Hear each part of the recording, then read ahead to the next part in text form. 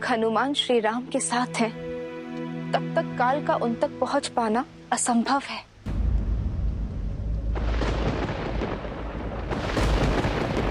संपूर्ण त्रिलोक इस प्रश्न से चिंतित है देवी, और अब इसका उत्तर भी त्रिलोक ही ढूंढेगा। नारायण नारायण। हे परमपिता, आपने उपाय तो बता दिया, किंतु उसे करेगा कौन? आप नारद मुनि, आप करेंगे। अब अद्भुत अद्भुत परमपिता। आप देखिए, मैं अपना हर कार्य मन में आनंद और मुख पर मुस्कान के साथ करता हूं, और नियति के संचालन में प्रभु श्री हरि मेरा उपयोग करते हैं, किंतु साक्षात महादेव के अंश श्री हनुमान के साथ ये नहीं नहीं नहीं नहीं नहीं, नहीं। आप परमपिता, इस घोर संकट को हम मोल नहीं ले सकते। नारायण नारायण। हे परमपिता, यदि भूल से भी हनुमान को इस छल का आभास हो गया तो वो मुझे कहीं से भी खोज निकालेंगे, और यदि बात प्रभु श्री राम पर आई तो उसमें तो वो मेरे ही समान हैं, प्रभु श्री हरि के भक्त। किंतु इस छल के पश्चात हनुमान किसी को भी क्षमा नहीं करेंगे। तब तो हरि का आगमन टालना होगा, क्योंकि जो कार्य हरि के परम भक्त नारद मुनि करने से कतरा रहे हैं, तो उस कार्य को और कौन संपूर्ण करेगा? माता, और यदि ये कार्य नहीं हुआ तो नियति का चक्र रुक जाएगा। इसलिए श्री राम पर से हनुमान का ध्यान हटाना बहुत ही आवश्यक है। परंतु माता, ये तो लवकुश के साथ भी अन्याय ही होगा ना?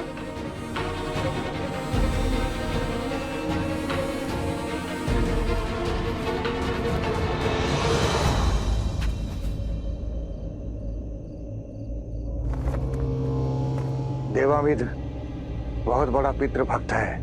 वो अपने पिता को ईश्वर के समान पूजता है। वो राजा तो बन गया, किंतु उसकी दरिद्र प्रजा संसार को उपहार के रूप में बांटी जाती है। अपनी युक्ति और नीति से उस क्षेत्र के 7 द्वीपों पर उसका आधिपत्य है।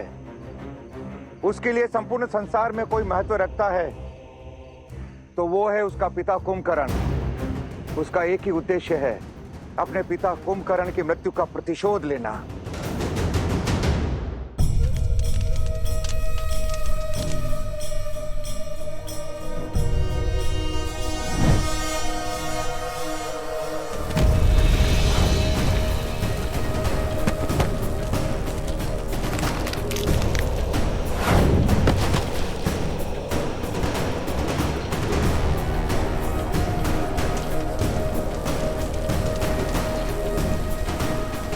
पिताश्री, किंतु कुंभकर्ण उसकी माता करकोटी का दूसरा पति था।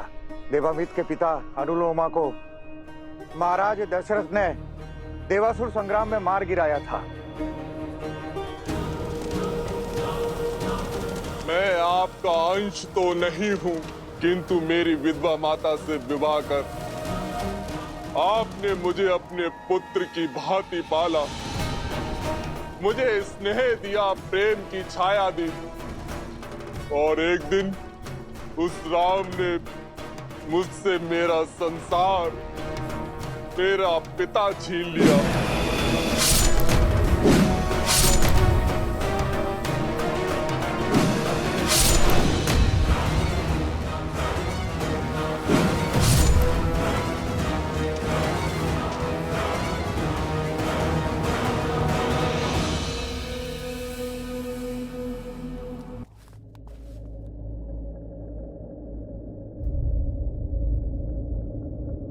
उस दुष्ट को दंड देना सरल नहीं होगा। शक्ति के साथ साथ युक्ति का मार्ग भी खोजना होगा। हम सब ऋषि और तुम ऋषि कुमार पूजा के लिए सज होने का स्वांग करके वहां जाएंगे। वहां तुम दोनों उसकी मृत्यु का मार्ग खोजोगे और प्रजा को उसके अधर्म और पाप से मुक्त कराओगे। जो आज्ञा ऋषिवर।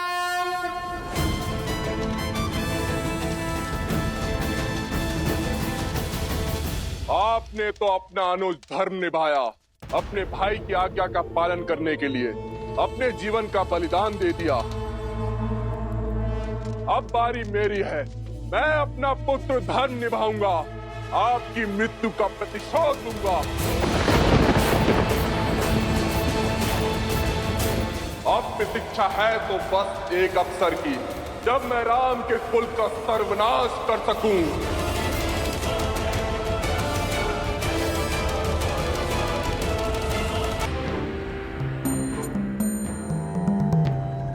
प्रणाम देव ऋषि। आंसू पूछो देवामित। अश्रु भविष्य और लक्ष्य दोनों को धूमिल कर देता है। रोते ही रहोगे तो आगे कैसे बढ़ोगे? तो वो क्या है, कभी कभी सत्य समक्ष होता है, किंतु हम अपने भावों के भंवर में, दुख और कष्ट में उसे देख ही नहीं पाते।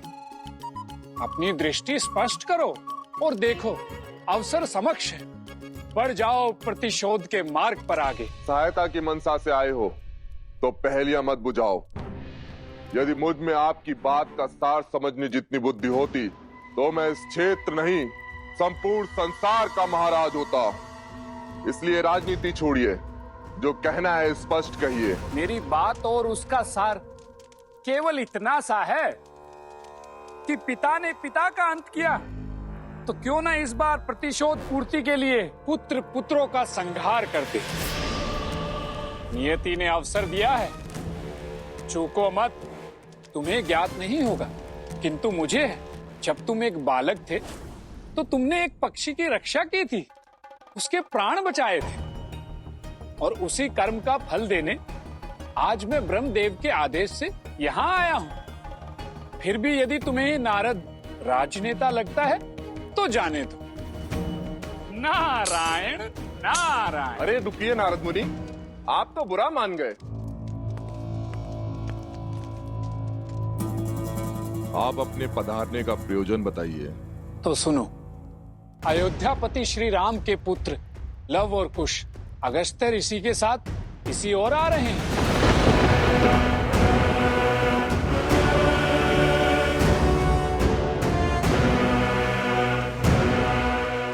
धन्यवाद ऋषिवर, आपने मुझे दिशा दिखाकर मेरे प्रतिशोध का मार्ग प्रशस्त कर दिया। नारायण नारायण।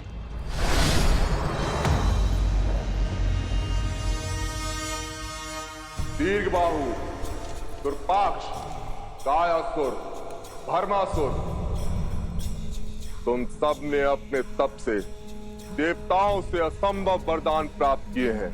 अब उनके उपयोग का समय आ गया है। जाओ, लवकुश और अगस्त ऋषि, जैसे ही वो मिले उन्हें बंदी बनाकर मेरे समक्ष लाओ। फिर ये कुंभकर्ण का पुत्र राम के पुत्रों को ऐसी मृत्यु देगा जिसे देखकर संपूर्ण संसार कांप उठेगा। रघुवंश के नाश का शंखनाद होने को है। लवकुश की मृतदेह के साथ राम को संदेश भेजूंगा, उसे उनके कुल के अंत की सूचना दूंगा।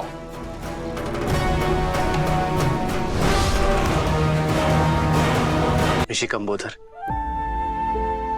माता के सम्मान और श्रद्धालुओं की सुविधा के लिए मैं यही माता हिंगलाज का मंदिर बनाना चाहता हूं। जगत कल्याण के लिए अति उत्तम विचार है रघुवर। आपके इस कर्म से युगों युगों तक माता हिंगलाज की कृपा आपके कुल और प्रजा पर सदैव बनी रहेगी।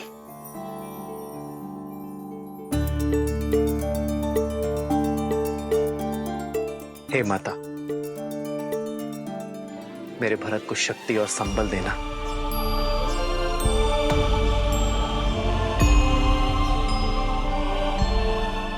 यदि शक्तिशाली होने का अर्थ शक्तिहीन का जीवन दुर्बल बनाना है, उन्हें कष्ट पहुंचाना है, तो स्मरण रहे इस अथाह संसार में तुम्हारी शक्ति की भी काट है। तुमसे भी शक्तिशाली जीव इस संसार में उपस्थित है। इसीलिए बल का दंभ छोड़ो और प्राणी मात्र का तुक समझने का प्रयास करो। धर्मात्मा होने के नाते मैं तुम्हें राम नाम लेने का अंतिम अवसर देता हूं। मूर्ख हो तुम, मूर्ख। तुम्हारी ये बातें तुम्हारी निर्बलता की सूचक हैं, तुम्हारे भय का प्रतीक हैं, तुम्हारे भय का प्रमाण है।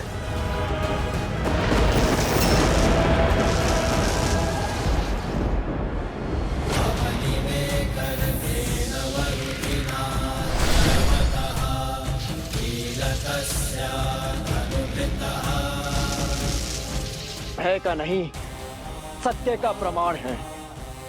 जय सिया राम।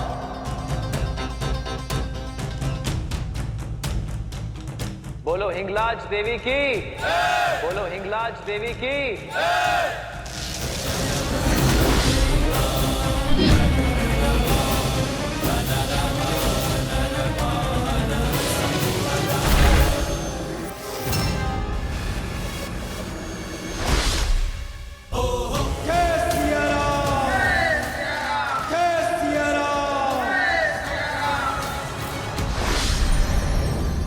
नारायण नारायण।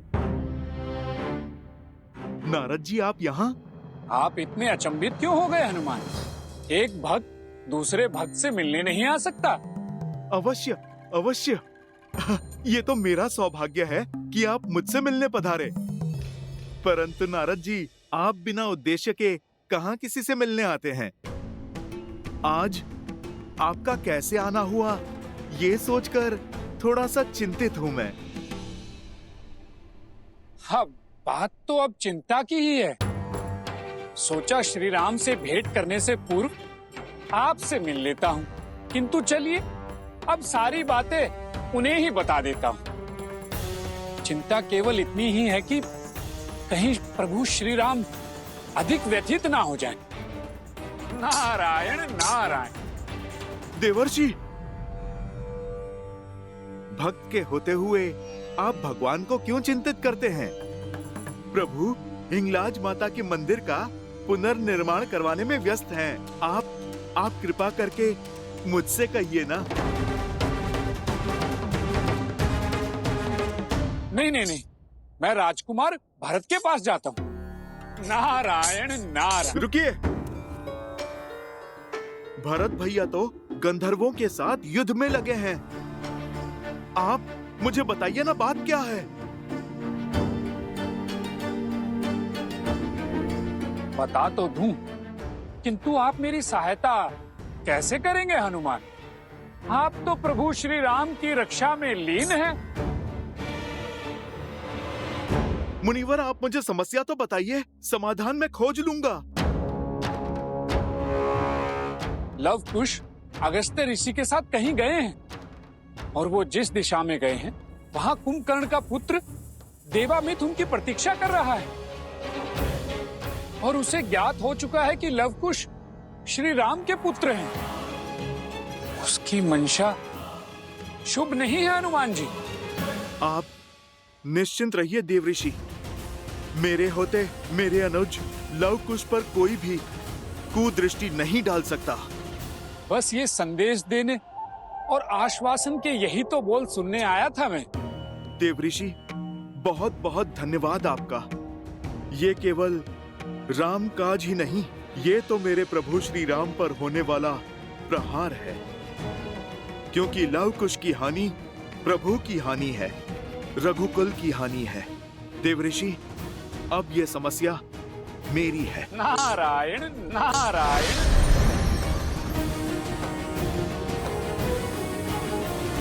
चलो हम चारों सभी द्वारों की रक्षा करते हैं।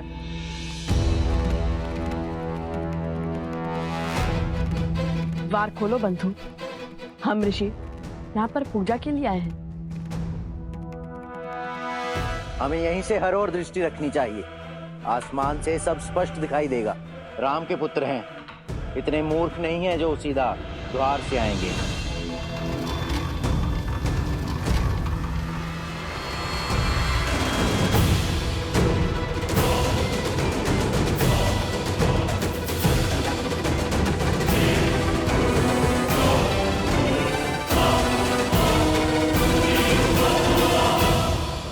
बालकों, कौन हो तुम? हम ऋषि कुमार लव और ऋषि कुमार कुश हैं।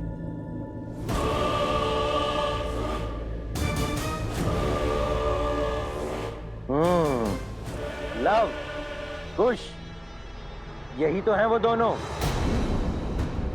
घेर लो इन्हें, सभी द्वार बंद करो, भागने ना पाए। ये क्या हुआ? भैया, कहीं मैंने ऋषि कुमार के स्थान पर राजकुमार तो नहीं बोल दिया? नहीं। तो फिर यहाँ पे बंदी क्यों बना रहे हैं?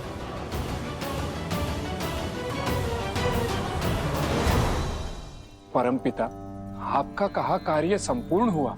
एक और कुंभकर्ण के पुत्र को लवकुश का भेद बता दिया और दूसरी ओर हनुमान को भी उन पर आए संकट के विषय में सूचित कर दिया।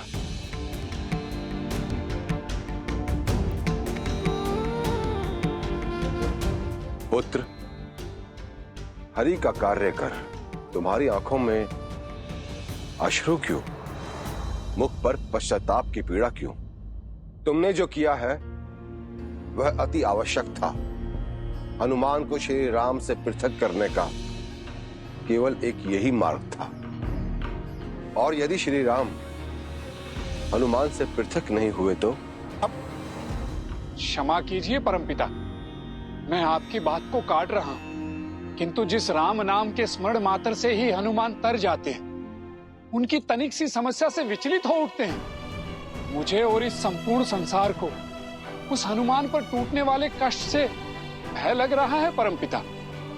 जब श्री राम अपनी देह त्यागेंगे तब न जाने हनुमान अपना दुख कैसे प्रकट करेंगे। नारायण नारायण। परमपिता, सत्य कहूं तो मैं आज उनकी आंखों में उस दुख के भाव को देखकर आया हूं। आप सबको इस संसार की चिंता है, किंतु इस भक्त को तो उस भक्त की चिंता है। ये कष्ट कैसे सहेंगे हनुमान? परमपिता, जिनका संपूर्ण जीवन राम है और जो राम उनमें बसते हैं वही नहीं रहेंगे तो हनुमान कैसे जी पाएंगे? कैसे अपना जीवन चक्र संपूर्ण कर पाएंगे?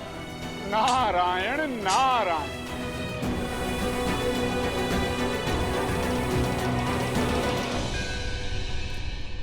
माता हिंगलाज देवी की, माता हिंगलाज देवी की। चलो, उचित ही हुआ। अब तुम्हारे अंत का शुभारंभ करते हैं।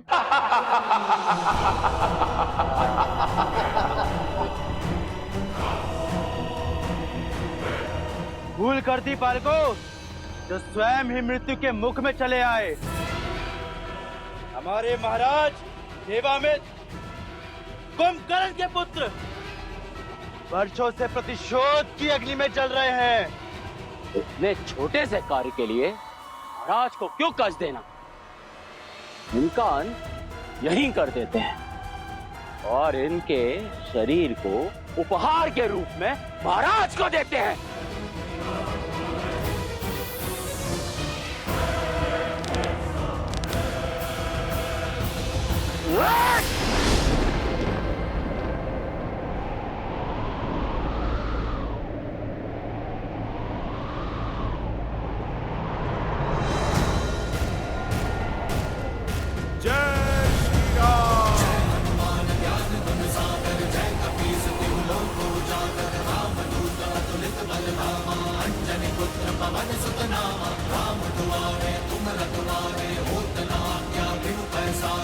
किसने साहस किया सिया राम पुत्र लवकुश को हाथ लगाने का?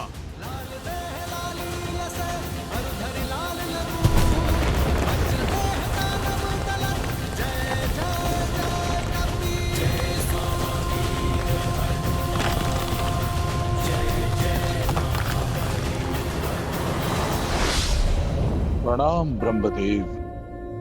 प्रणाम देव ऋषि।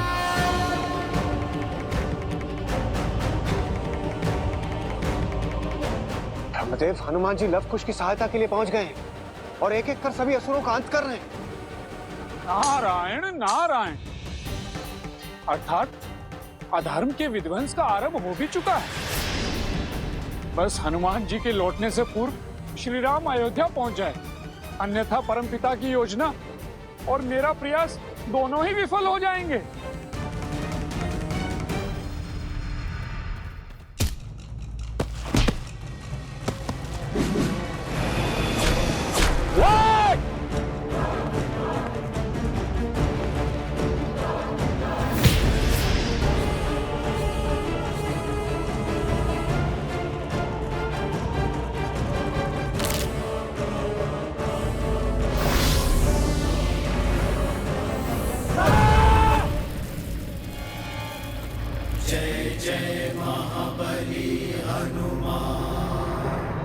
भीमासुर को तो मेरा वरदान प्राप्त था, ये कैसे संभव हो सकता है?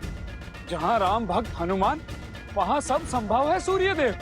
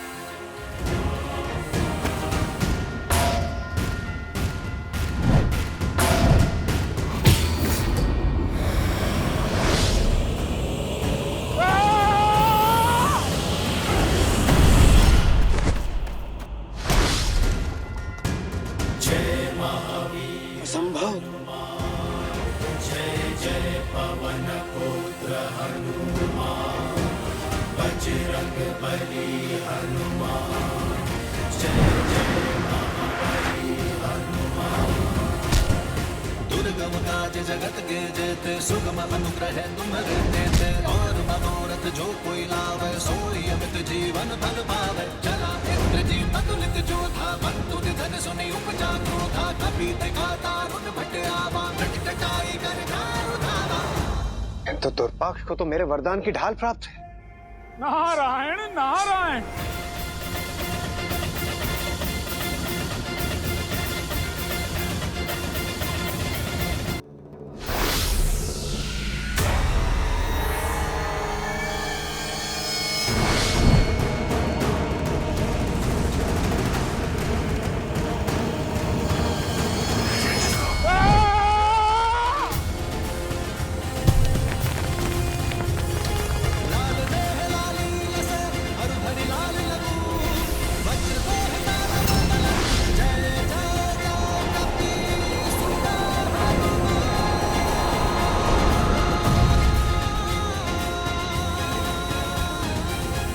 भीमासुर को तो मैंने वरदान दिया था। अर्थात सभी देवताओं के वरदान हनुमान जी के एक प्रहार के आगे परास्त हो गए। नारायण नारायण।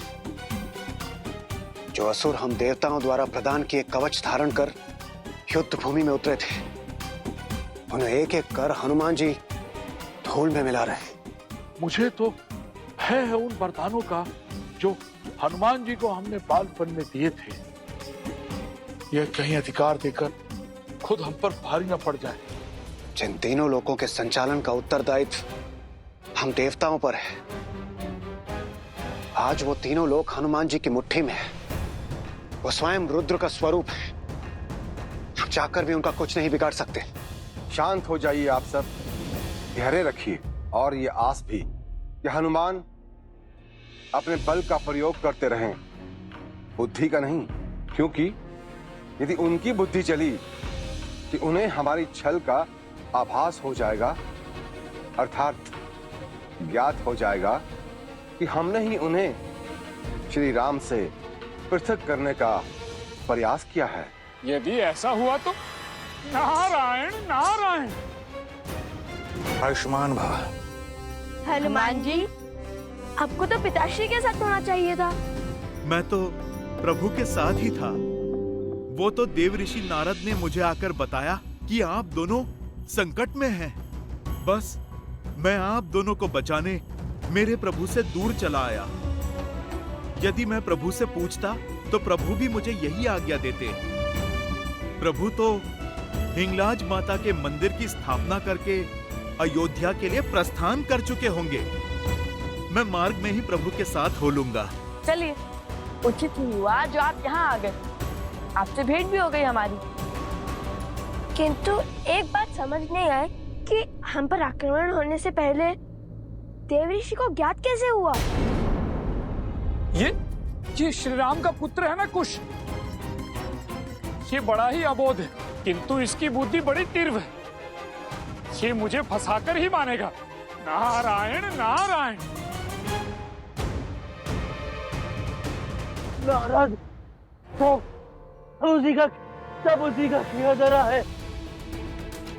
पहले तो स्वयं आकर हमारे हमारे महाराज को इन दोनों का सत्य बताया, किंतु ये नहीं बताया कि हनुमान भी उनके साथ है।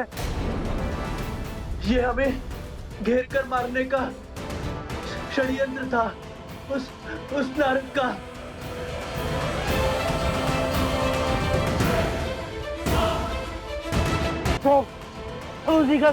सब उसी का किया जरा है।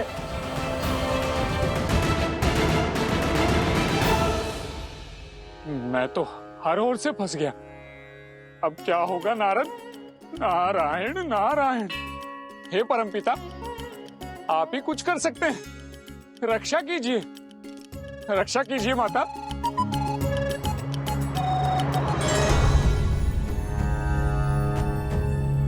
मुझे तो किसी घोर अनिष्ट का आभास हो रहा है। नहीं नहीं, ये कदाचित अपनी अंतिम श्वास में यूं ही कुछ बड़बड़ा गया। मृत्यु यदि समीप हो तो अधर्मी ऐसी ही बातें करते हैं।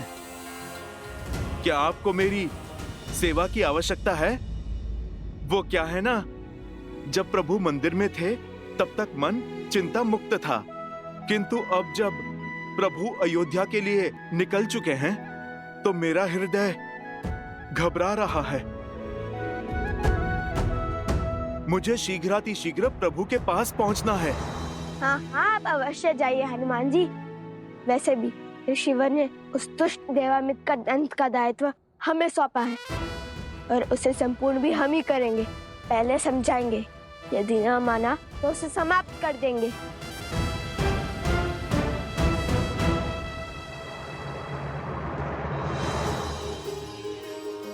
अवश्य, मैं चलता हूं।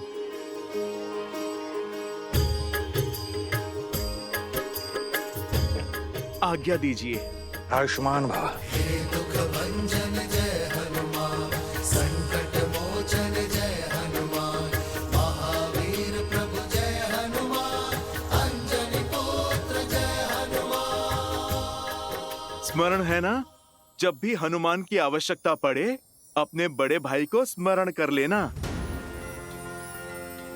हनुमान तुम्हारी आंखों के समक्ष होगा।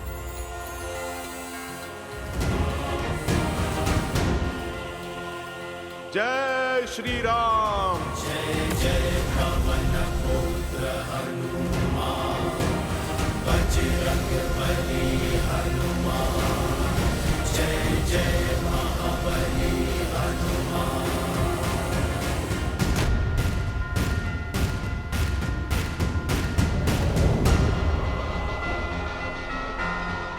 देव ऋषि नारद।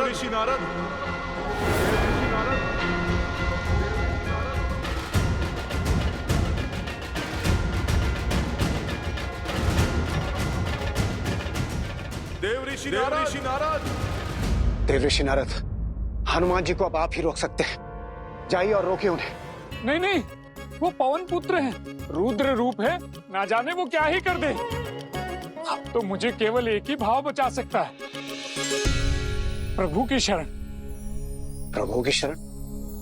तो आप क्या पृथ्वी पर जाने वाले हैं? नहीं नहीं, नंदनवन में। नंदनवन? कहीं भी जाओ, ना हनुमान की दृष्टि से बच पाओगे और ना ही उनके प्रश्नों से। हाँ, उचित होगा कि आप स्वयं जाके उन्हें सत्य बता दें और उन्हें समझाने का प्रयास करें, क्योंकि आप ब्रह्मांड के किसी भी कोने में क्यों ना हो, वो आपको खोज ही लेंगे।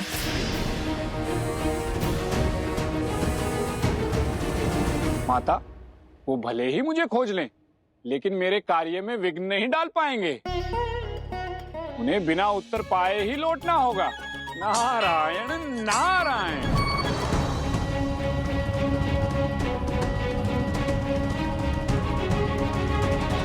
लगता है मुझसे बचने के लिए युक्ति सोच रहे हैं मुनिवर। चलिए आज फिर आंख मिचोली का खेल खेल लेते हैं।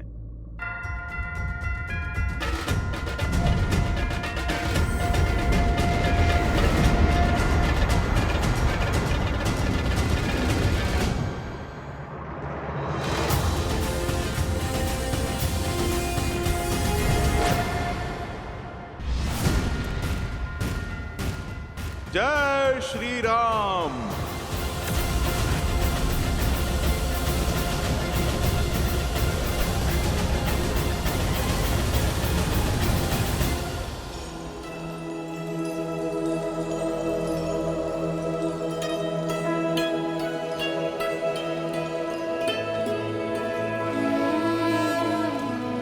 नारायण नारायण।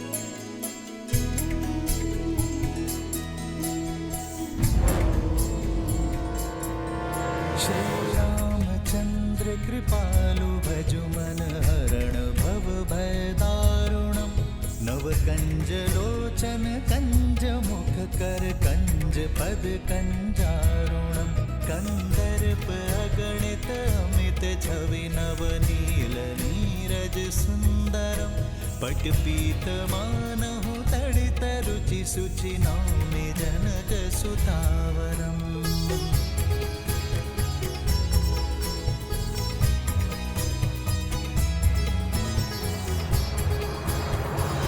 युक्ति तो अद्भुत निकाली है नारद ने।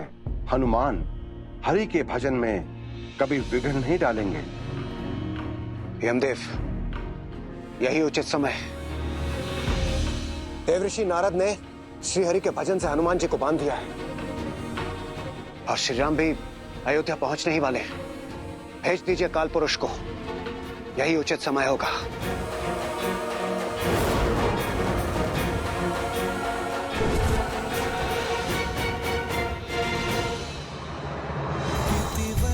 तुलसीदास शंकर शेष मुनि मन रंजनम मम हृदय कुंज निवास कुरु कामादि खल दल गंजन।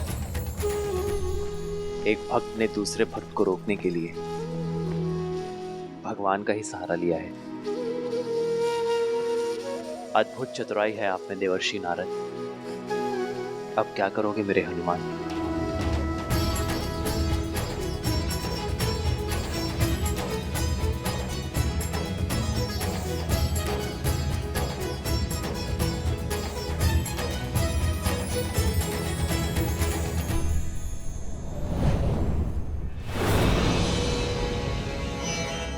काल पुरुष, आपके प्रस्थान करने का समय आ गया है।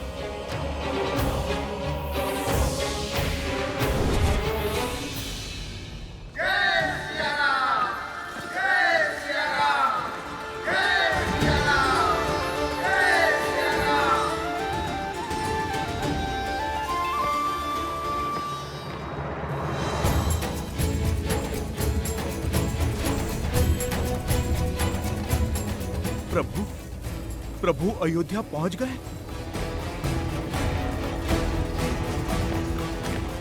तो नारद मुनि मुझे टालने के लिए प्रभु के भजन में लीन हैं। मैं उन्हें रोक तो नहीं सकता, किंतु एक भक्त दूसरे भक्त की भक्ति में रम तो सकता है।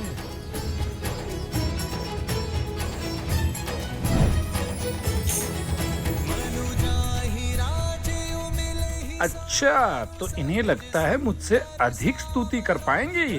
नारद किसी के रोके नहीं रुकता। नारायण नारायण।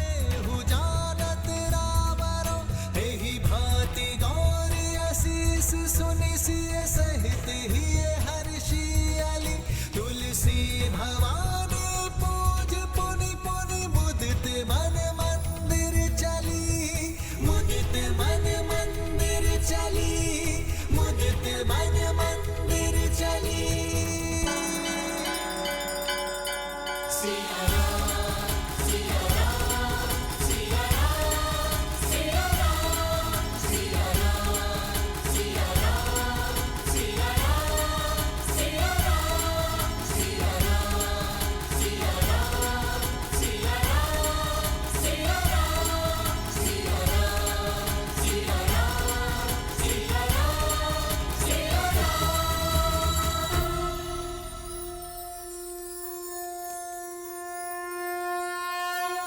लीजिए, बुद्धि के धनी हनुमान ने इस संकट का हल खोज ही लिया है।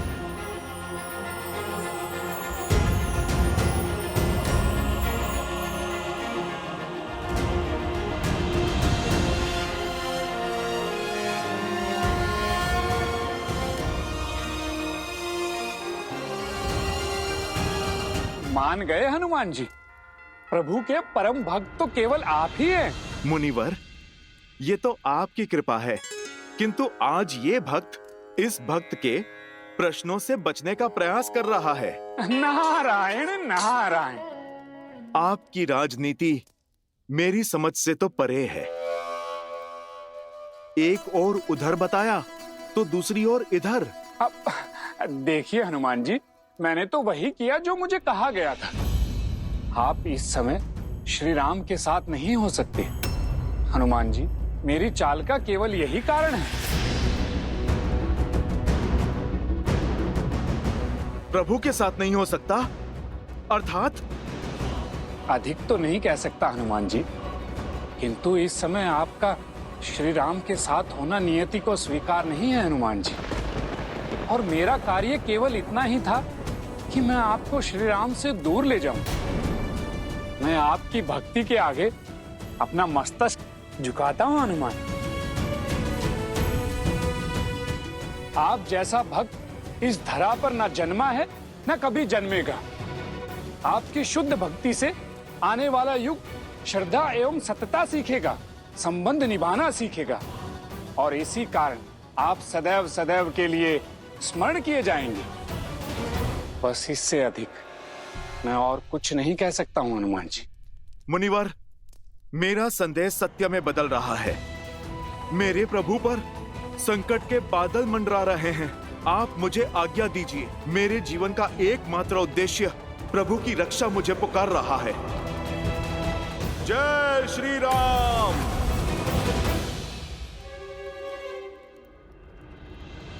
प्रभु,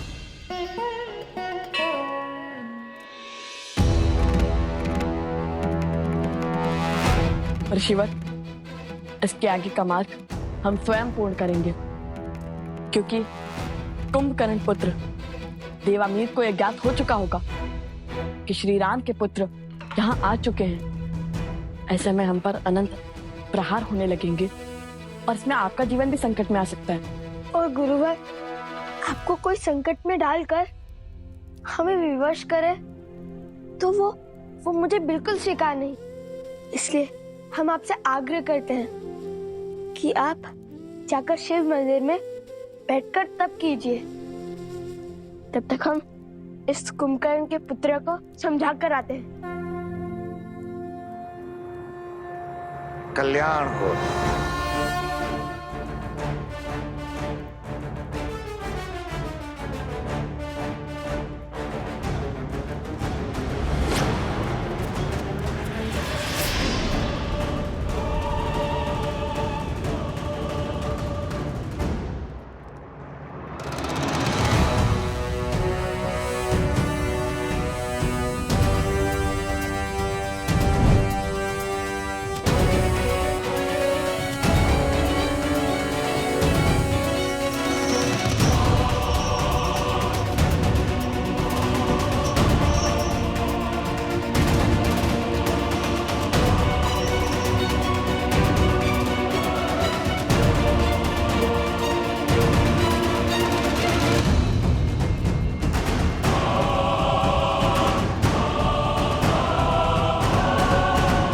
चिंता की कोई बात नहीं है माँ। लवकुश सकुशल है और भरत पर भी कोई संकट नहीं है।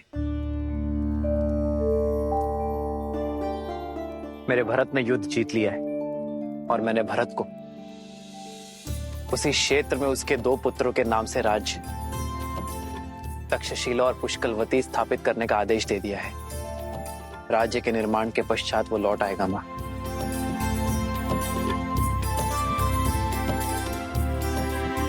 अब जैसे मेरे चित्त को शांति मिल गई है माँ। ऐसा आभास होता है जैसे धर्म स्थापना के सभी कार्य संपूर्ण हो गए।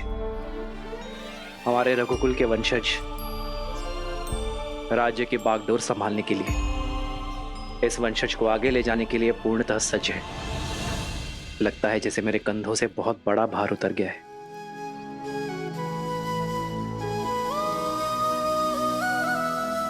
श्री राम श्री राम श्री राम श्री राम।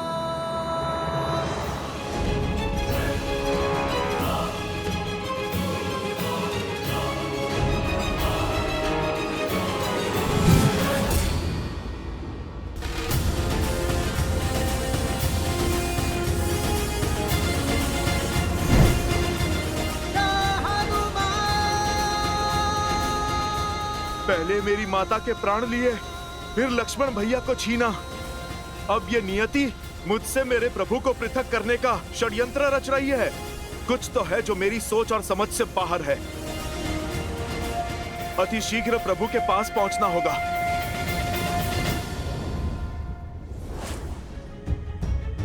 प्रणाम ब्रह्मदेव। काल पुरुष को रिक्त हाथों लौटना पड़ा क्योंकि हनुमान अयोध्या की ओर अग्रसर हैं। हनुमान के होते श्री राम अपना देह कैसे त्यागेंगे?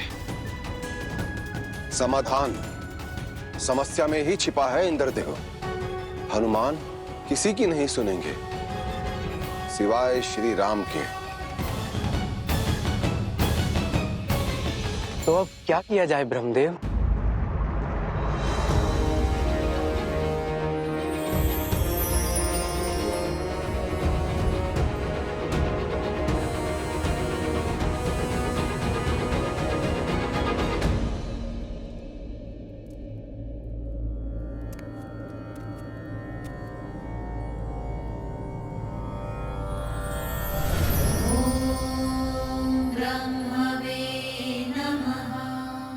प्रभु, इस समय आप यहाँ बताइए किस प्रयोजन से आए हैं? एक समस्या है श्री राम, जिसका समाधान समस्या में ही छिपा है।